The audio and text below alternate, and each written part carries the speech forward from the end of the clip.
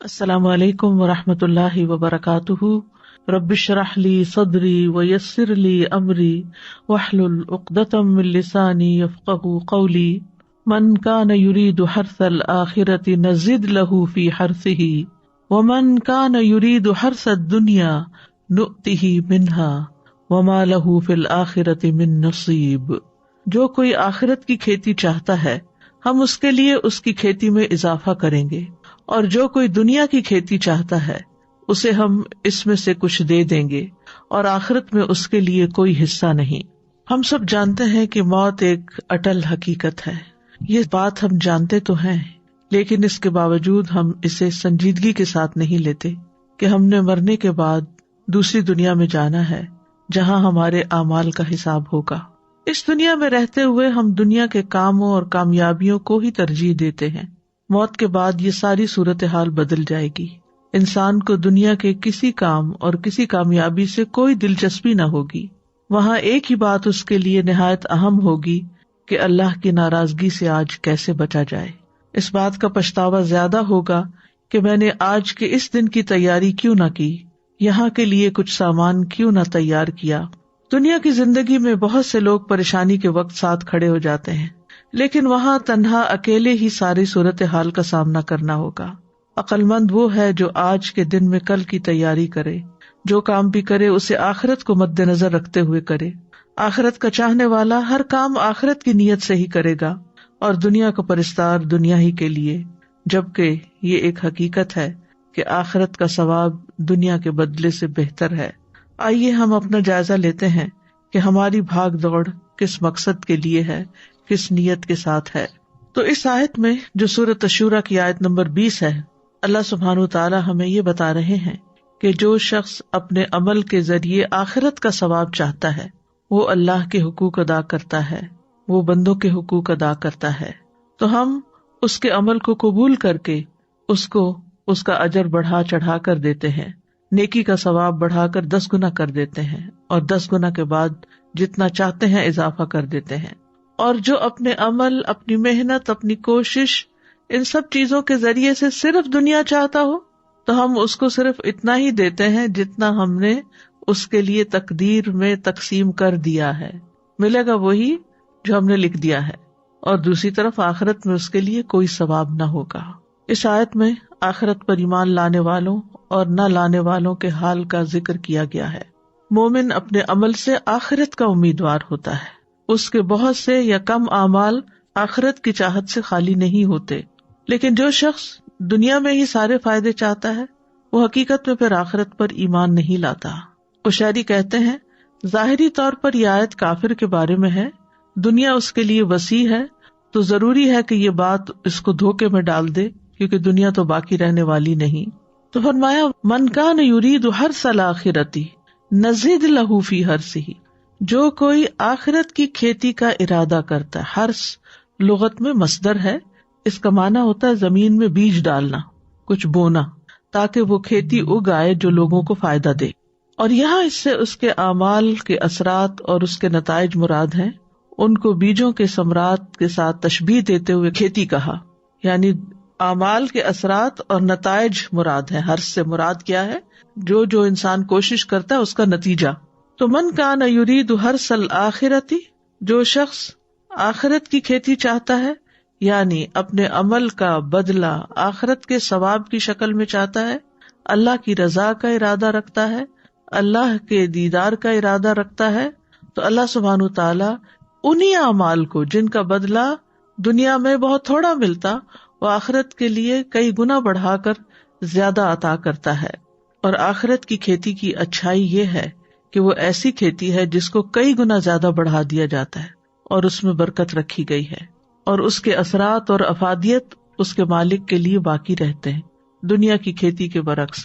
کیونکہ دنیا کی کھیتی میں برکت نہیں دی جاتی، نہ اس میں کئی گنا اضافہ کیا جاتا ہے، نہ ہی دنیا کی کھیتی اپنے مالک کے لیے قائم رہتی ہے، اور موت آنے کی صورت میں یہ اپنے مالک سے ختم ہو جاتی ہے، یعنی ملکیت بھی ختم ہو جاتی ہے انسان کی، اور تمام کی تمام دنیا آخرت کے آنے پر ختم ہو جاتی ہے۔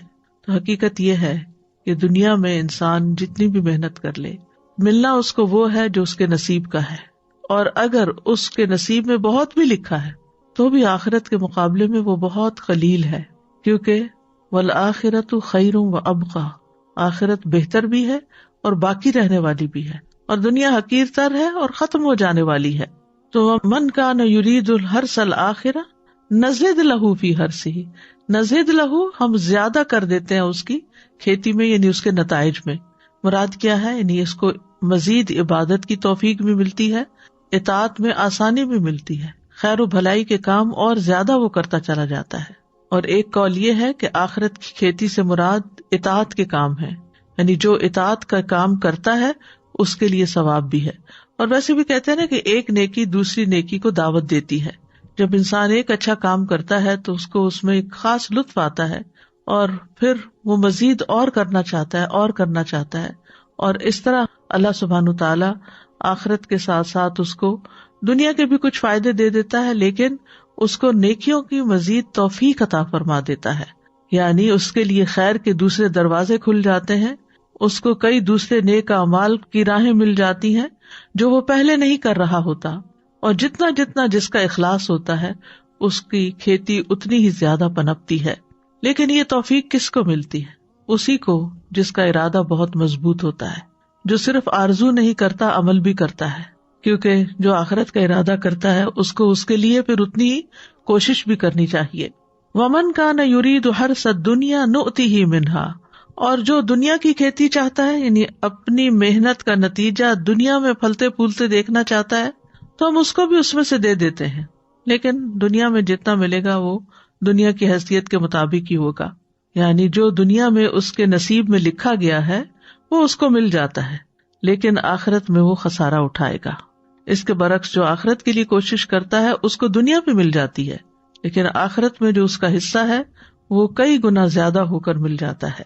پھر اسی طرح اس کا یہ معنی بھی کیا گیا ہے کہ جو اپنے عمل کے ذریعے دنیا کی خواہشات کو حاصل کرنے کا ارادہ رکھتا ہے تو ہم اس کو اتنا ہی دے دیتے ہیں جتنا ہم نے اس کے لیے دنیا کے ساز و سامان اور زینتوں میں سے مقدر کیا ہوتا ہے، کیونکہ اس کی غرض و غایت اور مقصود صرف دنیا تھی، اس نے آخرت کے لیے کچھ نہیں کیا تھا، نہ آخرت کے ثواب کی امید لگائی تھی اور نہ ہی آخرت کے عقاب سے کوئی اسے ڈر ہوا تھا۔ قتادہ کہتے ہیں اس کا مطلب یہ ہے کہ ہم اس کو اتنی مقدار میں دیتے ہیں جتنا اللہ نے اس کے لیے تقسیم کیا ہوتا ہے، جیسا کہ اللہ تعالیٰ کا فرمان ہے عجلنا لہ فیہا ما نشاء لمن نرید، ہم اس کو اس میں سے جلدی دے دیں گے جو چاہیں گے اس کے لیے، نؤتیہ منہا، تو اس میں سے اس کو دے دیں گے، یعنی جو وہ طلب کرتا ہے، جو وہ چاہتا ہے اس میں سے کچھ اس کو یہاں مل جائے گا، لیکن جو آخرت چاہتا ہے تو وہ کلن نمد ہؤلاء وہؤلاء من عطاء ربک، ہم ہر ایک کی مدد کرتے ہیں، ان کی بھی اور ان کی بھی، دنیا کے چاہنے والے کی بھی اور آخرت کے چاہنے والے کی بھی۔ وما لہ فی الآخرۃ من نصیب، اور آخرت میں اس کا کوئی حصہ نہ ہوگا، یعنی جس طرح ایک اچھی نیت رکھنے والے مومن کو اپنے اعمال کا آخرت میں کئی گنا بڑھا چڑھا کر بدلہ ملے گا، اس شخص کو جس نے صرف دنیا کے لیے کام کیا، جس کے پاس ایمان نہیں تھا یا ایمان کا دعویٰ وہ کرتا تھا لیکن نیت ساری دنیا ہی کے فائدوں پر تھی، تو اس کو وہاں پر کچھ بھی نہیں ملے گا، کیونکہ نہ اس کی کوشش آخرت کے لیے نہ اس کی نیت آخرت کے لیے، اور اس طرح آخرت میں کوئی نصیب نہیں، یعنی اس کا جنت میں کوئی حصہ نہیں۔ آخرت میں محرومی کی وجہ کیا ہے؟ کیونکہ وہ آخرت کے لیے کام نہیں کرتا تھا۔ ایک اور جگہ پر آتا ہے وَقَدِمْنَا إِلَىٰ مَا عَمِلُوا مِنْ عَمَلٍ فَجَعَلْنَاهُ هَبَاءً مَنْثُورًا، اور ہم اس کی طرف آئیں گے اور جو انہوں نے کوئی بھی عمل کیا ہوگا تو اسے بکھرا ہوا غبار بنا دیں گے، یعنی وہ لوگ بھی جو دنیا چاہتے ہیں، محنت بھی کرتے ہیں، عمل کرتے ہیں، کھیتی باڑی کرتے ہیں، زراعت کرتے ہیں، لیکن وہ انہیں وہاں کوئی فائدہ نہ دے گی۔ کھیتی کی مثال دینے میں ایک حکمت بھی ہے، اس لفظ پر اگر آپ غور کریں تو آپ کو سمجھ آئے گی کہ کھیتی کرنے والا اپنی کھیتی میں اور کاشتکاری میں اور شجرکاری میں ہلکان ہو جاتا ہے، وہ نہ دن دیکھتا ہے نہ رات دیکھتا ہے، دن کے وقت سخت دھوپ میں کام کرتا ہے، راتوں کی نیند قربان کر کے سخت سردیوں میں رات کے وقت کھیتوں کو پانی لگا رہا ہوتا ہے۔ کیوں؟ اس لیے کہ اس کو اس کھیت سے غلے اور پھل کی توقع ہوتی ہے، امید ہوتی ہے کہ یہ کھیتی کچھ فائدہ لائے گی۔ تو چونکہ زمین میں ہل جوتنا کھیتی کرنے میں کمائی کے بنیادی اصول میں سے ہے، تو ہر کمانے کے لیے پھر یہ بطور استعارہ استعمال کیا گیا ہے۔ اسی سے ابن عمر کا فرمان ہے، آپ دنیا کی کھیتی اس طرح کریں گویا آپ نے ہمیشہ زندہ رہنا ہے، اور آخرت کے لیے اس طرح عمل کریں جیسے کل ہی آپ کو موت آنی ہے. یعنی اگر آپ ایک دن دنیا کی کھیتی نہیں کریں گے تو آپ کہیں گے کہ کل بھی وقت مل جائے گا، لیکن آخرت کے لیے فوری عمل کریں کیونکہ ہو سکتا ہے کل وقت نہ ملے. اسی سے نام حارث ہے. حارث کہتے ہیں کسان کو، تو کسان کو اس کے اس عمل کی وجہ سے یہ نام دیا گیا ہے. اسی طرح انسانوں میں سے بھی نام حارث رکھا جاتا ہے، اور یہ ایک سچا اور اچھا نام ہے. نبی صلی اللہ علیہ وسلم نے فرمایا، عبداللہ اور عبد الرحمن سب سے بہترین، اور حمام اور حارث سب سے سچے نام ہیں، جبکہ بدترین نام حرب اور مرہ ہے. حرب کہتے ہیں جنگ کو، اور مرہ کہتے ہیں کڑوے کو. تو زمین سے کیا ملتا ہے انسان کو، کیا نکلتا ہے اس کے لیے؟ جتنی وہ محنت کرتا ہے، جتنا وہ اپنی پوری کوشش کے ساتھ ساتھ اپنے ذہن کے ساتھ ساتھ سوچ سمجھ کر اس میں وقت کے آنے پر مناسب موسم پر وہ کھیتی لگاتا ہے. تو دنیا اور آخرت کے ثواب کے حوالے سے لوگوں کی کچھ قسمیں ہیں. نمبر 1، عبادت کو بغیر ثواب کے کرنے والے. یعنی کچھ لوگ ایسے ہیں کہ جو عمل کرتے ہیں، نماز روزہ کرتے ہیں، حج زکوٰۃ بھی کرتے ہیں، علم بھی حاصل کرتے ہیں، لیکن ان کے دل میں ان ساری کوششوں کی یہ خواہش نہیں ہوتی کہ اس کا ہمیں آخرت میں بدلہ ملے. نیت کے بغیر ہی کر رہے ہیں. نماز ہے تو مشینی طور پر پڑھے جا رہے ہیں، زکوٰۃ ہے تو چونکہ زکوٰۃ فرض ہے اس لیے دینی ہے، دے دیا، لیکن ان کی نیت اور ارادہ نہیں ہوتا پیچھے کوئی کہ ہمیں اس کا آخرت میں ثواب ملے. نمبر 2، عبادت کے کاموں میں آخرت کا ثواب اور دنیا کا بھی ثواب کا ارادہ رکھنے والے. تو یہ دوسری قسم کے لوگ ہیں جو عبادت کے عمل اس طرح ادا کرتے ہیں کہ وہ عبادت کے عمل کے ذریعے آخرت کا ارادہ بھی رکھتے ہیں اور دنیا کا بھی. جیسے کوئی انسان جہاد کرتا ہے لیکن اس سے دنیا کے ساز و سامان کا بھی ارادہ کرتا ہے. آپ سے پوچھا گیا کہ اگر کوئی جہاد کرتا ہے لیکن وہ چاہتا ہے کہ آخرت کے ساتھ ساتھ اس کو دنیا میں بھی ملے، تو آپ نے فرمایا اس کو کوئی ثواب نہیں. تیسرا وہ ہے عبادت کے کام سے آخرت کا ثواب حاصل کرنے والے لوگ. تو یہ تیسری قسم ہے جو عبادت کے اعمال اس طرح ادا کرتے ہیں کہ وہ اس سے آخرت کے ثواب کا ارادہ رکھتے ہیں، اور اس کے علاوہ دیگر فوائد بھی جو عبادت کے نتیجے میں ہوتے ہیں ان کا بھی وہ ارادہ کرتے ہیں. تو ایک لحاظ سے یہ ایک شرعی مصلحت ہے اور شرعی احکام میں اس کو ملحوظ رکھا گیا ہے. چوتھی قسم وہ ہے جو دنیاوی کام آخرت کے اجر کی نیت کے بغیر کرنے والے ہیں. جیسے دنیا کے کام ہے کھانا پینا چلنا پھرنا، تو اگر انسان آخرت کی نیت کے بغیر کام کرتا ہے، اس میں ثواب کی نیت نہیں ہوتی، تو نہ اس کو اجر ملے گا نہ گناہ ملے گا، کیونکہ وہ روٹین میں اپنے دنیا کے روز کے کام کر رہا ہے. یہ ایسے لوگوں کا حال ہے جو غافل اور لا علم ہے. پانچویں قسم کے لوگ وہ عقل مند ہیں کہ جو مباح کاموں کو بھی آخرت کی نیت سے کرنے والے ہیں. کھانا کھا رہے ہیں لیکن اس میں بھی ان کی نیت اچھی ہے، گھر کے کام کاج کر رہے ہیں، جاب کر رہے ہیں، محنت مشقت مزدوری کر کے اپنے بیوی بچوں کے لیے کما کے لاتے ہیں، لیکن اللہ کی رضا کے لیے کہ اللہ نے ہم پر یہ ذمہ داری ڈالی ہے، تو ان کا وہ کام چاہے وہ پیورلی دنیا کا کام کیوں نہیں، اس پر بھی ان کو اجر ملے گا، کیونکہ انہوں نے یہ سب کچھ اللہ کی رضا کے لیے کیا اور آخرت میں اجر پانے کے لیے کیا. وہ سوتے بھی ہیں تو اس لیے تاکہ ان کی تھکاوٹ دور ہو اور وہ زیادہ سے زیادہ اچھی عبادت کر سکیں. وہ جسمانی ورزش کرتے ہیں، ایکسرسائز کرتے ہیں تاکہ وہ اطاعت کے کاموں پر قوت حاصل کر سکیں. تو بات یہیں پر آ کر رکتی ہے کہ جیسی نیت ویسا ہی پھل ہوگا، جو ارادہ ہوگا جس کے لیے کر رہے ہیں وہی سامنے آئے گا. ایک اور اعتبار سے بھی لوگوں کی تقسیم ہے، وہ کیا ہے؟ دنیاوی فائدوں کے حصول کے لیے نیک کام کرنے والے لوگ، یعنی بظاہر نیک کام کر رہے ہیں، مثلا تسبیح پڑھ رہے ہیں، ذکر کر رہے ہیں، لیکن مقصد کیا؟ دنیا میں کچھ مل جائے اس کا. نماز اس لیے پڑھ رہے ہیں تاکہ ان کی ایکسرسائز ہو جائے، روزہ اس لیے رکھ رہے ہیں کہ ڈائٹنگ ہو جائے، حج پہ اس لیے جا رہے ہیں کہ ہالیڈیز ہو جائیں، یا اس کے علاوہ بھی جو بھی وہ نیک کام کرتے ہیں اس کے پیچھے وہ دنیا کا کوئی فائدہ سوچ لیتے ہیں. چلو کر لیتے ہیں، نیک کام ہی ہے نا، تو اس کا یہ اور یہ اور یہ فائدہ ہو جائے گا. تو بہت سے لوگ اللہ کی رضا حاصل کرنے کے لیے نیک کام کرتے ہیں، جیسے نماز ہے، صدقہ ہے، صلہ رحمی ہے، احسان کرنا ہے، ظلم چھوڑ دینا، لیکن وہ ان کے ذریعے آخرت کا ثواب حاصل کرنے کی نیت نہیں کرتے، بلکہ اس کے بدلے میں چاہتے ہیں کہ اللہ اس کے مال کی حفاظت کرے. یعنی نماز کیوں پڑھتے ہیں؟ تاکہ اس کی دن بھر حفاظت رہے، یا یہ کہ ذکر اذکار تسبیحات کر کے کام شروع کریں تاکہ مال بڑھ جائے، برکت ہو بزنس میں، یا اس کے اہل و عیال کی حفاظت ہو. وہ اپنے عمل سے جنت کو پانے یا جہنم سے فرار حاصل کرنے کا کوئی ارادہ نہیں رکھتے.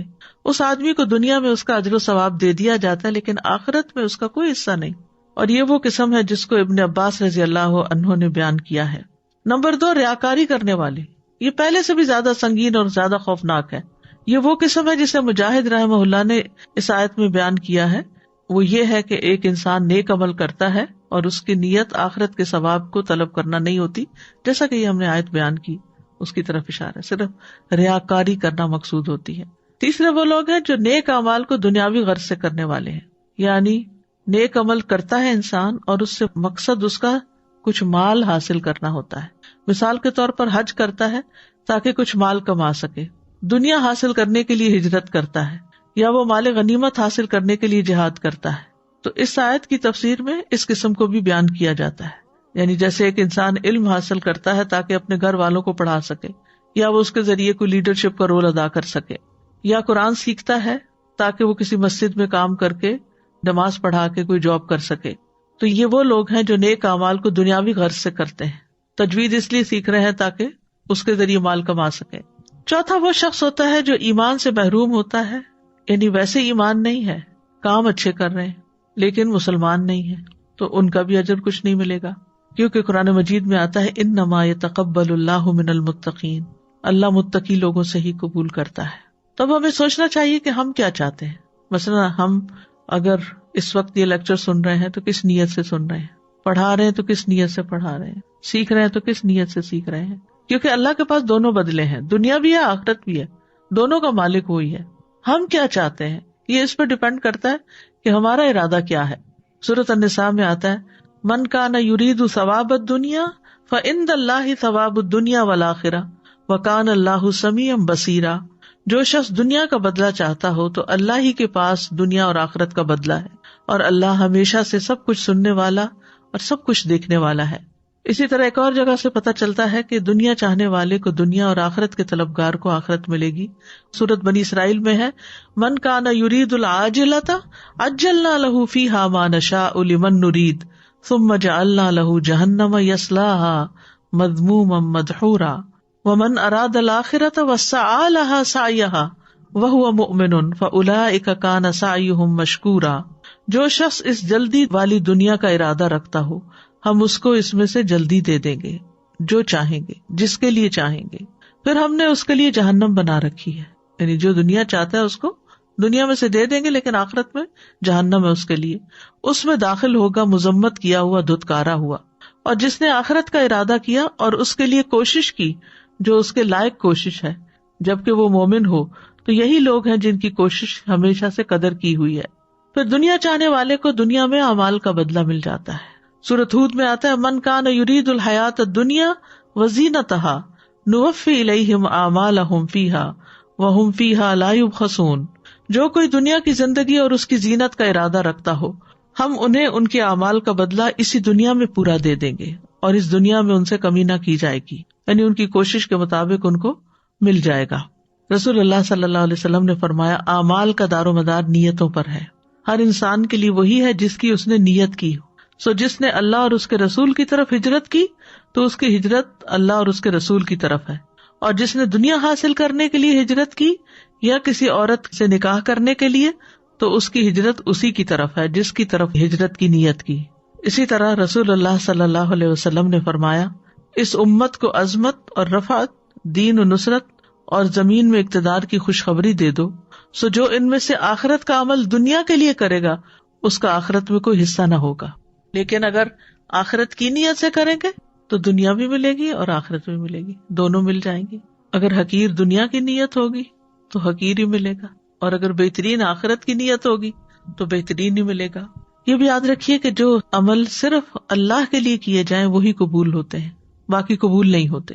ابو امامہ باہلی سے روایت ہے، وہ کہتے ہیں ایک شخص نبی صلی اللہ علیہ وسلم کے پاس حاضر ہوا اور کہنے لگا آپ بتائیے، ایک شخص جنگ کے لیے جاتا ہے اور ثواب اور شہرت دونوں کا طلبگار ہے، اسے ثواب بھی چاہیے، اسے فیم بھی چاہیے، اسے کیا ملے گا؟ آپ نے فرمایا اسے کچھ نہیں ملے گا. اس شخص نے یہ سوال 3 بار دہرایا. رسول اللہ صلی اللہ علیہ وسلم تینوں بار یہ فرما رہے تھے کہ اسے کچھ نہیں ملے گا. پھر آپ نے فرمایا اللہ صرف اس عمل کو قبول کرتا ہے جو خالص اس کے لیے کیا جائے اور اس کے ذریعے صرف اسی کا چہرہ مقصود ہو. اس کے برعکس دنیا داری کے لیے کیا گیا عمل ناقابل قبول ہے. رسول اللہ صلی اللہ علیہ وسلم نے فرمایا، بے شک اللہ تعالیٰ فرماتا ہے میں سب شریکوں سے بہترین ہوں، پس جس نے کسی کو میرے عمل میں شریک کیا تو وہ عمل اسی شریک کے لیے، یعنی میں نہیں لوں گا وہ. اے لوگو اپنے اعمال کو اللہ کے لیے خالص کرو، کیونکہ اللہ عز و جل خالص عمل کو ہی قبول کرتا ہے. اور یہ مت کہو کہ یہ چیز اللہ اور رشتہ دار کے لیے ہے، کیونکہ جو چیز رشتے کی خاطر کسی کو دی جاتی ہے تو وہ رشتے ہی کے لیے، اللہ کا اس میں کچھ حصہ نہیں. اور نہ یہ کہو کہ یہ چیز اللہ کے لیے اور تمہارے لیے ہے، پس وہ تمہارے ہی لیے ہوگی، اللہ کے لیے اس میں کچھ نہیں ہوگا. مطلب کیا اس کا کہ اگر انسان کہے کہ میں تمہاری خوشی کے لیے یہ کر رہا ہوں اور اللہ کی خوشی کے لیے بھی کر رہا ہوں، تو بندے کی خوشی اگر اس کا دل چاہ تو وہ تو ہو جائے گا، لیکن اس کام میں پھر اللہ کی خوشی نہیں. جو کام اللہ کی خوشی کے لیے بس وہ اللہ ہی کی رضا کے لیے دل میں انسان کی نیت ہونی چاہیے. لیکن یہ ہے کہ جب آپ اللہ کو راضی کرنے کے لیے بندوں کے ساتھ احسان کرتے ہیں تو بندے واقعی راضی ہو جاتے ہیں. لیکن اگر آپ اللہ کو بھلا کر صرف بندوں کو راضی کرنے کے پیچھے چل پڑتے ہیں تو بعض اوقات بندے بھی راضی نہیں ہوتے اور اللہ تو ویسے ہی راضی نہیں. اسی طرح ایک ہی عمل مختلف نیتوں کی بنا پر قبول یا رد ہو جاتا ہے. رسول اللہ صلی اللہ علیہ وسلم نے فرمایا، گھوڑے 3 قسم کے ہیں، یہ ایک آدمی کے لیے باعث اجر ہیں، ایک آدمی کے لیے پردہ پوشی کا باعث ہے، اور ایک کے لیے بوجھ اور گناہ کا سبب ہے. وہ گھوڑے جو اس کے مالک کے لیے اجر کا سبب ہیں تو ان کا مالک وہ آدمی ہے جو انہیں اللہ کے راستے میں پالتا ہے، اچھی نیت سے تیار کرتا ہے. تو یہ گھوڑے کوئی چیز اپنی پیٹ میں نہیں ڈالتے مگر اللہ اس کی وجہ سے اس کے لیے اجر لکھ لیتا ہے. جیسے آپ اللہ کے راستے میں اپنی گاڑی لے جا رہے ہیں اور اس میں پیٹرول ڈلواتے ہیں صرف اس لیے کہ اللہ کی رضا ہو، اس کو بوجھ نہیں سمجھتے، تو وہ اللہ ہی کے لیے ہے. لیکن اس کے برعکس اگر دنیا کے مقاصد ہیں تو پھر دنیا کے لیے، اور اگر انہیں وہ چراگاہ میں چراتا ہے تو وہ کوئی چیز بھی نہیں کھاتے مگر اللہ اس کے لیے ان کے لیے اجر لکھ لیتا ہے. اگر وہ انہیں کسی نہر سے پانی پلاتا ہے تو پانی کے ہر قطرے کے بدلے جسے وہ پیٹ میں اتارتے ہیں اس کے لیے اجر ہے. حتیٰ کہ آپ نے ان کے پیشاب اور لید کرنے میں بھی اجر کا تذکرہ کیا. اور اگر یہ گھوڑے 1 یا 2 ٹیلوں کا فاصلہ دوڑیں تو اس کے لیے ہر قدم کے عوض جو وہ اٹھاتے ہیں اجر لکھ لیا جاتا ہے. سبحان اللہ، یعنی اجر کی قسمیں آپ دیکھیں. ایک گھوڑا جو اللہ کے راستے میں آپ نے دیا، پھر وہ کھائے، وہ پیے، وہ پیشاب کرے، وہ چلے دوڑے، وہ کچھ بھی کرے، وہ ایک قطرہ بھی پانی پیے تو وہ پانی پلانے کا بھی اجر آپ کو مل رہا ہے. پانی وہ پی رہا ہے، اجر آپ کو مل رہا ہے. دانا وہ کھا رہا ہے، اجر آپ کو مل رہا ہے. دوڑ وہ رہا ہے، تھک وہ رہا ہے، اجر آپ کو مل رہا ہے. یعنی اس کے ریشے ریشے کے ساتھ آپ کے لیے اجر لگ جاتا ہے. اور اس سے پتہ چلتا ہے کہ اچھی نیت کی برکت کتنی زیادہ ہوتی ہے. اور وہ انسان جس کے لیے باعث پردہ ہے تو یہ وہ آدمی ہے جو انہیں عزت و شرف اور زینت کے طور پہ رکھتا ہے، اور تنگی آسانی ہر حال میں ان کی پشتوں اور ان کی پیٹھوں کا حق نہیں بھولتا، یعنی ان کا خیال رکھتا ہے، اس کے لیے بھی کچھ نہ کچھ اجر ہوگا. رہا وہ آدمی جس کے لیے وہ بوجھ ہے تو وہ شخص ہے جو انہیں ناشکری کے طور پر غرور اور تکبر کرنے اور لوگوں کو دکھانے کے لیے رکھتا ہے، تو یہ وہی ہے جس کے لیے یہ گھوڑے بوجھ کا باعث ہے. تو اس سے یہ پتہ چلتا ہے کہ نیت کی خرابی کی وجہ سے بڑے سے بڑے اعمال حقیر ہو جاتے ہیں. نیت کا وبال دجال سے زیادہ خطرناک ہے. ابو سعید سے روایت ہے، وہ کہتے ہیں کہ رسول اللہ صلی اللہ علیہ وسلم ہمارے پاس تشریف لائے، ہم مسیح دجال کا ذکر کر رہے تھے تو آپ نے فرمایا، کیا میں تمہیں ایسی چیز نہ بتاؤں جو میرے نزدیک تمہارے لیے مسیح دجال سے بھی زیادہ خطرناک ہے؟ ہم نے کہا کیوں نہیں؟ تو آپ نے فرمایا، شرک خفی، چھپا ہوا شرک. یہ وہ ہے کہ آدمی نماز پڑھنے کے لیے کھڑا ہوتا ہے، جب اسے معلوم ہوتا ہے کہ کوئی اسے دیکھ رہا ہے تو وہ اپنی نماز کو خوبصورت بناتا ہے. یعنی انسان اکیلے کمرے میں نماز پڑھ رہا ہے اور تیز تیز پڑھ رہا ہے، اتنے میں اس کو محسوس ہوتا ہے کہ کسی نے دروازہ کھولا اور وہ اندر آئے تو بہت اچھی طرح بہت خوبصورتی سے نماز پڑھنے لگتا ہے. یہ وہ شخص ہے جو پبلک میں تو نیک کام کو بڑے اچھے طریقے سے کرتا ہے، لیکن یہی شخص اکیلا ہوتا ہے تو اس کے کام کی کوئی کوالٹی نہیں ہوتی. گویا لوگوں کو دکھانے کے لیے تھا، اللہ کو دکھانے کے لیے نہیں. کیونکہ جو اللہ کو دکھانے کی نیت رکھتا ہے وہ تو تنہائی میں بھی بہترین نماز پڑھے گا. دنیا میں بڑے سے بڑے کیے جانے والے کام اگر آخرت کی نیت سے نہیں تو کچھ بھی فائدہ نہ ہوگا.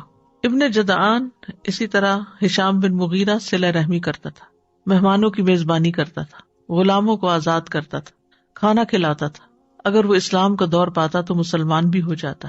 تو ام سلمہ کہتی ہے، میں نے نبی صلی اللہ علیہ وسلم سے کہا کہ کیا یہ اعمال اس کو فائدہ دیں گے؟ آپ نے فرمایا نہیں، وہ تو دنیا کے لیے دیتا تھا اور دنیا میں ہی اس کا چرچا اور اس کی تعریف چاہتا تھا. اس نے ایک دن بھی نہیں کہا تھا رب اغفر لی خطیئتی یوم الدین، اے میرے رب بدلے کے دن میری خطاؤں کو معاف کر دینا.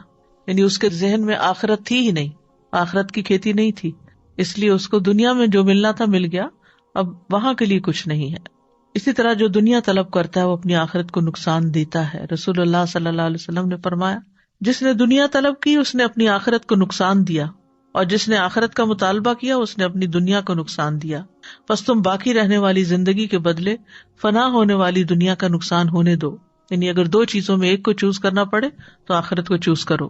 رسول اللہ صلی اللہ علیہ وسلم نے فرمایا جب اللہ عز و جل اولین و آخرین کو اس دن جمع فرمائے گا جس میں کوئی شک و شبہ نہیں، تو ایک منادی آواز لگائے گا جو شخص کسی عمل میں اللہ تبارک و تعالیٰ کے لیے شریک ٹھہراتا ہو اسے چاہیے کہ اس کا ثواب بھی اللہ عز و جل کے علاوہ سے طلب کرے، کیونکہ اللہ عز و جل تمام شرکاء سے زیادہ شرک سے بے نیاز ہے. یعنی جو کام جس کے لیے کیا ہے اب اسی سے بدلہ لو، اللہ کی طرف سے تمہیں کچھ نہیں ملنے والا. اسی طرح دین کا کام بھی اگر دنیا کی نیت سے کیا جائے، شہرت کی نیت سے کیا جائے تو اس کا بھی کوئی اجر نہیں ہوگا. رسول اللہ صلی اللہ علیہ وسلم نے فرمایا بے شک قیامت کے دن سب سے پہلا شخص جس کے خلاف فیصلہ کیا جائے گا وہ ہوگا جسے شہید کر دیا گیا. اسے پیش کیا جائے گا تو اللہ اسے اپنی عطا کردہ نعمت کی پہچان کرائے گا تو پہچان لے گا. وہ پوچھے گا تم نے نعمتوں کو پا کر کیا کیا؟ وہ کہے گا میں نے تیرے راستے میں لڑائی کی یہاں تک کہ مجھے شہید کر دیا گیا. تو وہ فرمائے گا تو نے جھوٹ بولا، تم اس لیے لڑے تھے کہ تمہیں بہادر کہا جائے. سو کہہ دیا گیا. پھر اس کے بارے میں حکم دیا جائے گا تو اس کو منہ کے بل گھسیٹا جائے گا یہاں تک کہ آگ میں ڈال دیا جائے گا. دوسرے وہ شخص جس نے علم حاصل کیا، اس کی تعلیم دی، قرآن کی قرات کی تو اسے پیش کیا جائے گا تو وہ اسے اپنی نعمتوں کی پہچان کرائے گا تو وہ اسے پہچان لے گا. وہ فرمائے گا تو نے نعمتوں کو پا کر کیا کیا؟ وہ کہے گا میں نے علم حاصل کیا، اسے سیکھا اور تیری خاطر قرآن کی قرات کی. اللہ تعالیٰ فرمائے گا تو نے جھوٹ بولا، تو نے تو علم اس لیے حاصل کیا تھا کہ تجھے عالم کہا جائے، اور تو نے قرآن اس لیے پڑھا کہ کہا جائے کہ یہ قاری ہے. سو وہ تو کہہ دیا گیا. پھر اس کے بارے میں حکم دیا جائے گا کہ اسے منہ کے بل گھسیٹتے ہوئے آگ میں ڈال دیا جائے تو وہ ڈال دیا جائے گا. پھر وہ شخص جس کو اللہ نے وسعت دی، ہر طرح کا مال عطا کیا، اسے لایا جائے گا. وہ اسے اپنی نعمتوں کی پہچان کرائے گا تو وہ اسے پہچان لے گا. وہ فرمائے گا تم نے ان نعمتوں کا کیا کیا؟ وہ کہے گا میں نے کوئی ایسی راہ نہیں چھوڑی جس میں مال خرچ کرنا تجھے پسند نہ ہو، مگر میں نے تیرے لیے وہاں مال خرچ کیا. اللہ تعالیٰ فرمائے گا تم نے جھوٹ بولا، تم نے یہ سب کچھ اس لیے کیا تھا تاکہ کہا جائے کہ وہ سخی ہے، سو ایسا ہی کہہ دیا گیا. پھر اس کے بارے میں حکم دیا جائے گا تو اسے منہ کے بل گھسیٹا جائے گا، پھر آگ میں ڈال دیا جائے گا. آپ سوچئے کہ وہ لوگ ہیں جو لیڈرز ہیں، جو ٹاپ پر ہیں نیکی کرنے کے، کہ ہر فیلڈ میں انہوں نے صدقہ کیا اور خوب علم حاصل کیا اور سکھایا بھی، اور پھر اللہ کے راستے میں لڑ کے جان دے دی. کسی نے جان دے دی، کسی نے جوانی دے دی، کسی نے عمر دے دی، کسی نے مال دے دیا، لیکن آخرت میں کچھ بھی نہیں ملے گا. وجہ نیت کی خرابی. اسی طرح دنیا کی خاطر علم سیکھنے والے کی سزا ہے.